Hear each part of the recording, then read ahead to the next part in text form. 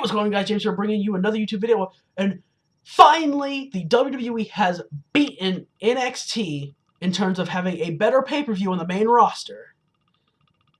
That is so weird to say. It'll never not be weird to say, but it happened. Because TakeOver Toronto, it really wasn't a good show. No, okay. It was a fine show. 4 of the 5 matches on TakeOver Toronto 2 were, in terms of pure wrestling, really good. But there wasn't a lot there that'll leave a lasting impression besides essentially the last fall of Gargano and Cole. But from top to bottom, pre-show to Rollins and Lesnar in the main event, SummerSlam was just an enjoyable show with one exception. And we'll get to that.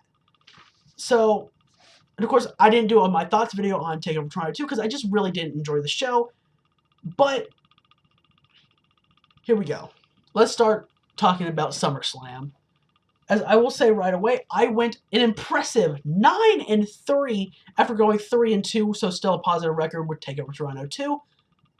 And 9-3, 9-3. I should be the predictions champion, but guess what? I'm not. Because Tyson didn't get his predictions in, so it was all for naught. Normally, in a situation like this, I would say forfeit the title. But, as I've said before, his family has had to deal with a lot recently, so I'm being lenient.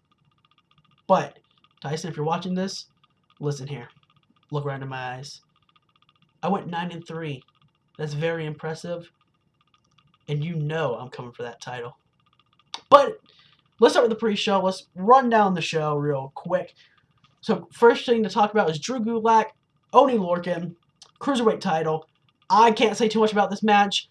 I really didn't see it, but I know Drew Gulak picked up the win, and I went 1-0. So there's that.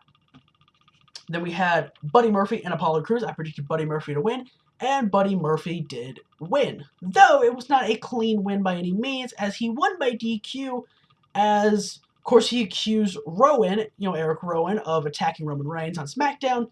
Rowan came out, blindsided him during Buddy's match with Apollo Crews, after Buddy had just laid him out. Apollo, that is, with a tope con hilo and put him back in the ring. But Rowan came out, blindsided him, beat the piss out of him, and said, "Leave my name out of your mouth." But in the 4 or 5 minutes that Buddy and Apollo got, it was a good, serviceable match. In fact, not even serviceable. It was good. It was good. But there's that. Of course, then we had Alexa Bliss and Nikki Cross against the Iconics. I really like both teams, of course, so it was cool to see this match. And it was pretty much at the end of the pre-show, so they didn't get a lot of time. But it was still good to see both of them on the show. And with the time given, they did fine. And Bliss and Cross won. And that put me at 3-0.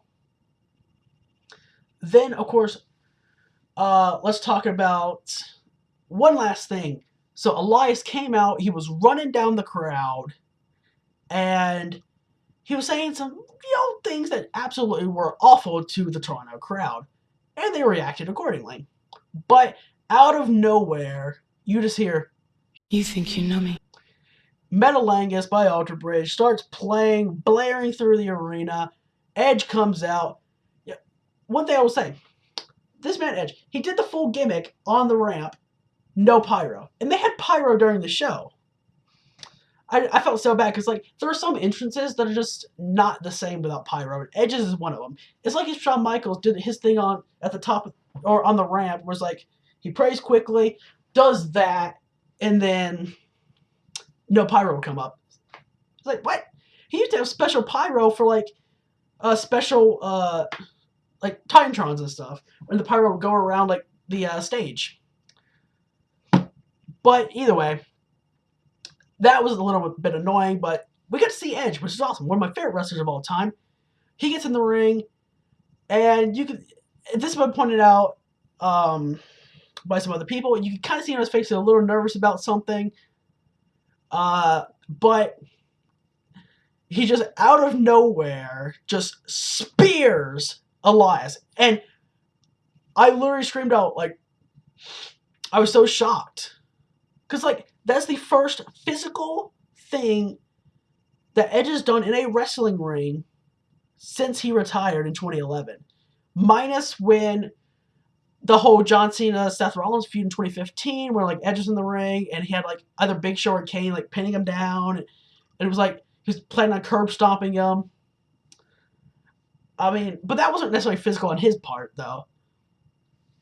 But I was so shocked. It's like he did that, you know, spearing him, and I was naturally like worried because like, wait a minute. But then the more I thought about it, it's like, well, doing the spear, I mean, Edge isn't really taking a bump, and Edge always did the spear kind of like really safe. So he really didn't take a bump, and he always did the spear kind of safe, really safe actually. So it worked out, but you could tell he was nervous about it.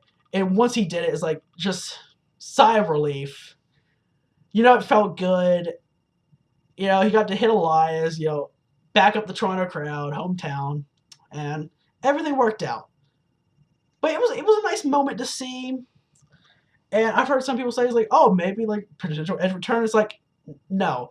Even if legitimately he could, I don't think it's worth it. I mean, at this point, the way he retired, he literally retired on top. There's not many ways it can get better than that. Plus, I mean, he's got 2 kids, you know. He's got, you know, a wife he loves. You know, he's got a podcast available on, like, all platforms with his best friend. He's doing well for himself. I don't think he needs to step back in the ring at all. And it wouldn't really, you know, do anything.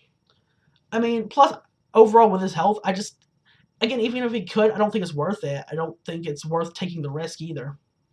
So, but again, it was nice to see. But let's get into the actual show now, as of course I was 3-0 after the first 3 matches.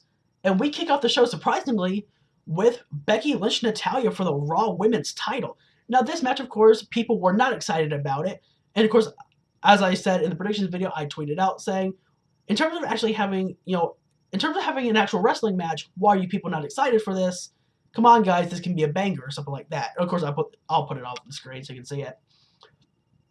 But while the match may not have necessarily been a banger from a pure wrestling standpoint, it was one of the strongest on the show. And it was a really good way to open up the show, and it was great. I really liked it. It was a really solid match. We saw some unique rule, or we saw a rule that I loved, being no rope breaks in a submission match.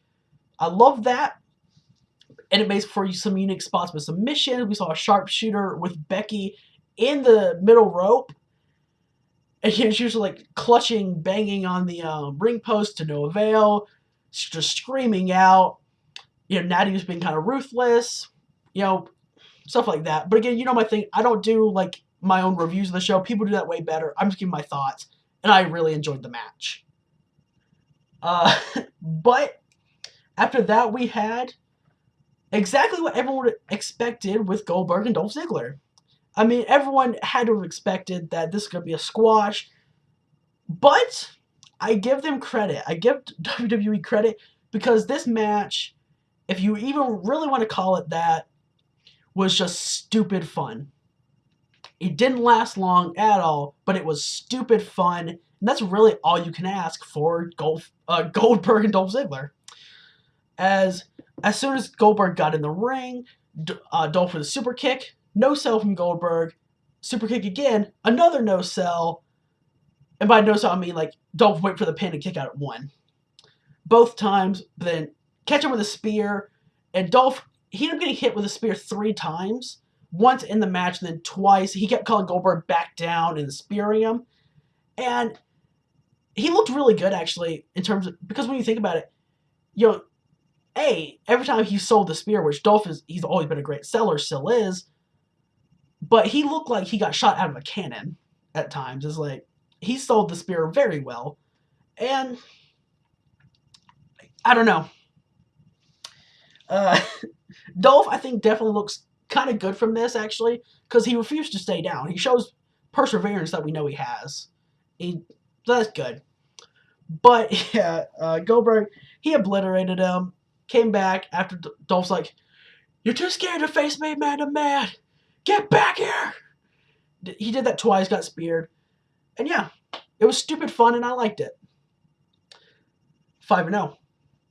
Then we had AJ Styles and Ricochet. In this match, it was good. It was a bit slow, and it definitely could have been better than,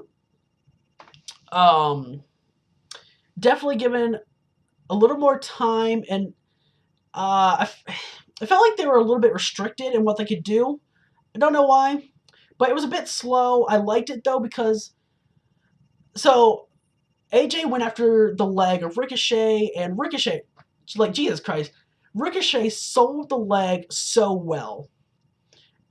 And it's like, it didn't get to a point where he would sell it occasionally, and then he would, like, kind of Seth Rollins it and just forget the injury was there, wouldn't sell it, and go on with some of his offense. Like, he sold it through the whole match.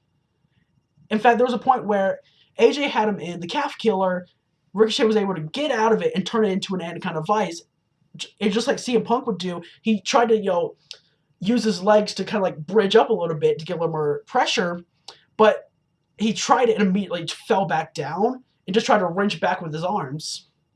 And that was really cool. Like, he sold it through the whole match. He had a really cool one-leg springboard clothesline, but eventually, after trying to fend off the OC, he was fending off the club. He went up top, went for a Phoenix Splash, was caught in midair he was caught in midair by Styles. He pinned him to the ground, got him up. Styles Clash, 1, 2, 3. AJ still the U.S. champion, and it was a solid match, though it did feel a bit slow at times. Though I guess that's what they were going for, but the finish was really cool. And 6-0. And then we have my first loss on the evening. Ember Moon versus Bayley. I said Ember Moon would win, and of course she didn't. And I knew she wouldn't. I just kind of wanted, I just wanted to will it into existence. It didn't happen though, and I have no problem with Bayley being the champion. I have no problem at all. I just want to see Ember get the title. And the match, it was good. You could tell that they really wanted to, go out there and put on a show. But the crowd really didn't care for the match that much. But Bayley was able to get a win with an avalanche Bayley to Bayley. And it was fine. It was a fine little match. Nothing wrong with it. So there's that. But I was 6-1 after that. But then we have Kevin Owens versus Shane McMahon. And the match went kind of expected. Kind of not. Shane came out, said there's a special enforcer, which was Elias. And he tried every trick in the book, pretty much. He tried so many times to get Kevin, distracted and counted out and disqualified. Nothing worked. Eventually, Kevin, he was too smart. He ended up pretty much causing a double ref spot. Both Elias and the ref went down. And while the referee was down, he beat Elias with a chair. And then the referee got back in the ring. He took the chair away because he didn't see Kevin use it, so can't disqualify him. And then referee's back was turned. Low blow, stunner, 1, 2, 3. Owens wins. I was 7-1. It wasn't bad. I definitely feel that was probably one of the better things they could do. I mean, obviously, if they really wanted to, they could give this match a little more time and have Kevin and Shane actually put on a good match. Because while Shane's punching and typically striking isn't great, but pretty much every match Shane is in is memorable. I mean, just look at his match with AJ Styles to open up WrestleMania 33. No one wanted that match, but it ended up being one of the better matches from a wrestling standpoint in the show. So there's that. But I was 7-1, picking Kevin Owens to win, so there we go. Then we had Charlotte Flair and Trish Stratus in this match. Jesus Christ. This was great. Straight up, Trish proved she could still go, and if this is her last match, a phenomenal way to go out. She went out, tapping out, but not looking weak to Charlotte Flair. She applied the figure eight of her own, and at first, it looked really, really good. Better than some of those figure eights Charlotte will lock in. But then Charlotte locked in one at the end of the match to make Trish tap, and that was probably the best looking figure eight she's ever done. It looked really good.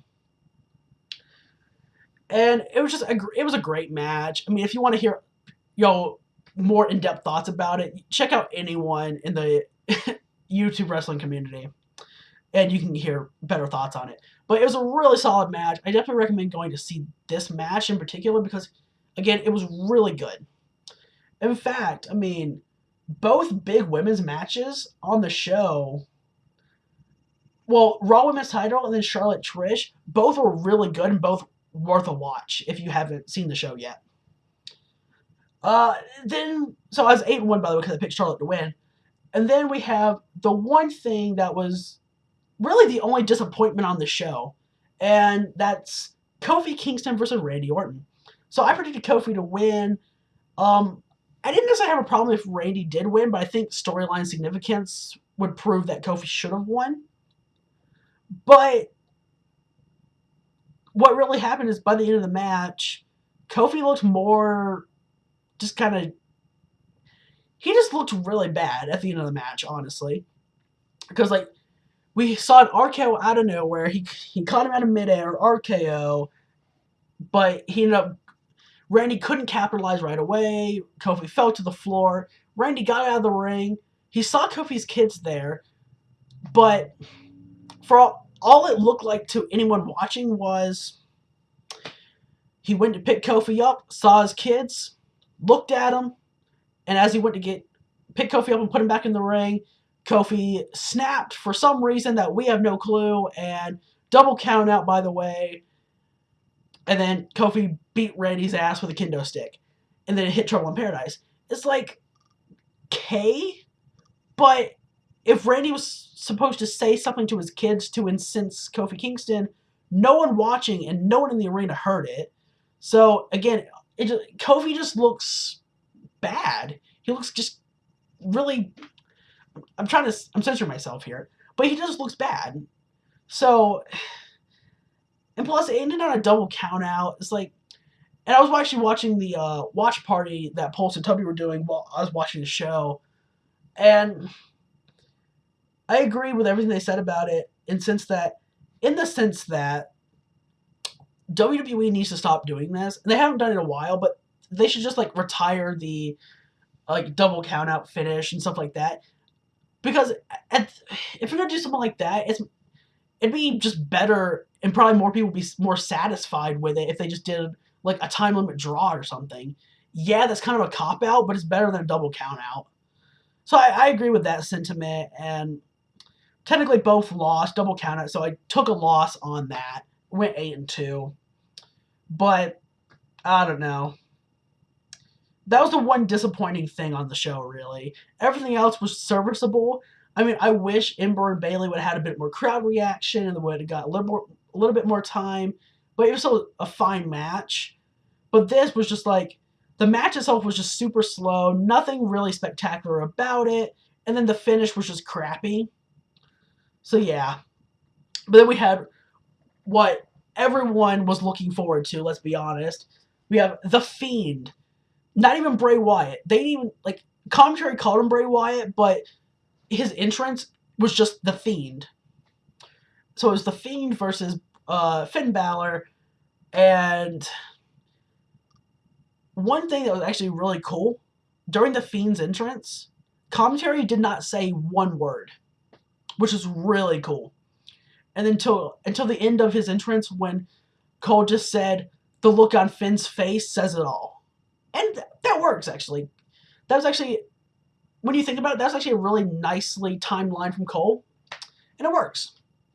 And the match, it went pretty much how everyone probably would expect it. The Fiend looked really good.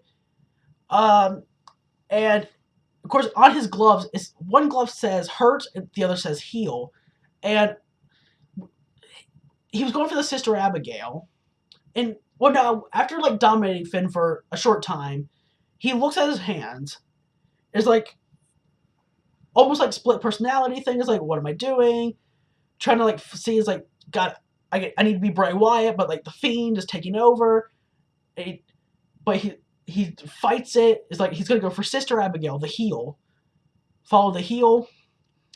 But the time he took, Finn was able to get out Sister Abigail, get offense in, get to the point where he can go for the coup de grace, but he misses right into the mandible claw. He essentially passes out, and I really like the finish here. He passed out, but instead of just calling for the bell, his shoulders were on the canvas. Bray kept the hold on, and 1, 2, 3. It's such a cool finish. I really like the finish for this match. I thought it was pretty unique to pass out from a submission hold, but still get the pin. Again, I really liked it. Especially since, if they're not going to do, like, oh, someone passes out and they raise the arm once, that's one. They raise your arm twice, that's another. And they raise your arm three, it falls, then you call for the belt. If they're not going to do that anymore, that's a really cool compromise. And if they only do it for The Fiend, I'm cool with it. But I really enjoyed that. I picked The Fiend to win 9-2, so my record's awesome. The show's been pretty good besides Kofi and Randy. And then Brock and Seth. Now this match, I said Brock should win because to me it just made more sense from a story perspective, but I will admit for the title itself, Seth winning it back did make sense. Except for, like, technically they flipped it back. They kind of hot potatoed it there, but whatever. We know WWE did that to try and get more people behind Seth. Like, trying to recapture the magic of Seth screwing Lesnar, or not screwing Lesnar, but getting the title off Lesnar at WrestleMania. And that did happen. Seth did win, so I got it wrong. And the match was fine. It was a pretty good match. I like the spot, and everyone has pointed this out so far that I've heard and seen. Brock just picked him up. Like, he had this, like, DDP-style belly tape from the injured ribs. And at one point, Brock literally picked him up by the tape along the injured ribs. He picked him up and just, like, Cesaro-style swung him. Almost like if Cesaro grabbed you for, like, gut-wrench suplex and just started to do the Cesaro swing that way. Brock did that with just clutching onto the tape. It looked really cool, actually. But the match went on. Got some Germans. But Seth did get a curb stomp in after getting out of the F5. To no avail, of course. And there was one... So Seth actually did a good job of selling the ribs, except for a couple spots. Like one where he ended up going for 3 suicide dives. It's like, I know that's his spot. He likes to do it. It's a really cool spot. But that's not really... You're not really selling the ribs if you're going for 3 straight dives. So there's that. It's still a cool spot, though. He got caught in the third one, rammed straight to the ring post. But he got Brock on the announce table, stood on top of the LED ring post, which I guess is a good thing they brought in the LED ring post, because you can do spots like that. And, yeah. So that's cool. That is really cool.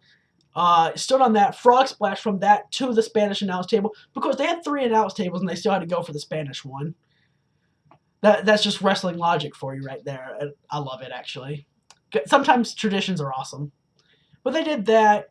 He got him back in the ring, hit another frog splash, which, again, if your ribs are hurt, why are you doing moves constantly that affect your ribs? Like, come on, man. Alter your ribs out a little bit. But anyway, it was so cool. It was so cool. And then he didn't go for a pin after the diving frog splash inside the ring. He went straight for a curb stomp. So, back-to-back frog splashes, one putting you through the announce table and a curb stomp, and Brock kicked out. So, whatever. But he went for a third, got caught again, got off the shoulders, and then he ended up managing to hit some super kicks, drop him with a third curb stomp, 1, 2, 3, and he's the 2-time Universal Champion. And, again, it was a fine match. Nothing else to really say. I mean, both men did their job so well, and it just goes to show that, like, I'm not a fan of Brock Lesnar, but I do have respect for the guy. And in terms of selling, when he cares, he can make you look like $1 million bucks. I'll say that. It just seems like for a while, it seemed like he just didn't like anyone that was in the Shield. That's what it seemed like, because, I mean, he didn't give a damn about the match at WrestleMania with Ambrose, and, like, he did work with Seth in, like, 2 matches now where he put him over. In the first match he had with Roman, and some of the matches that weren't at WrestleMania, like, the other WrestleMania match he had with Roman, the second one, was not good, but the matches he had with Roman were cool, in most cases. So, I don't know, maybe it's just, like, he didn't like Ambrose. I don't know. But either way, the show was perfectly fine. It was actually good. better than NXT TakeOver Toronto. I don't care what anyone says. That was essentially just a one-match card. And the only lasting impression from that match, I guarantee, will pretty much just be the final match inside the cage. This was, from top to bottom, just an enjoyable show, minus the WWE Championship match. And I went 9-3. Tyson, I'm coming for that title. And yeah. Other than that, not much else to say. I hope you enjoyed me rambling for almost 25.5 minutes. If you did, leave a like, comment down below, share up on social media, do all that good stuff. Until next time, I will see you later.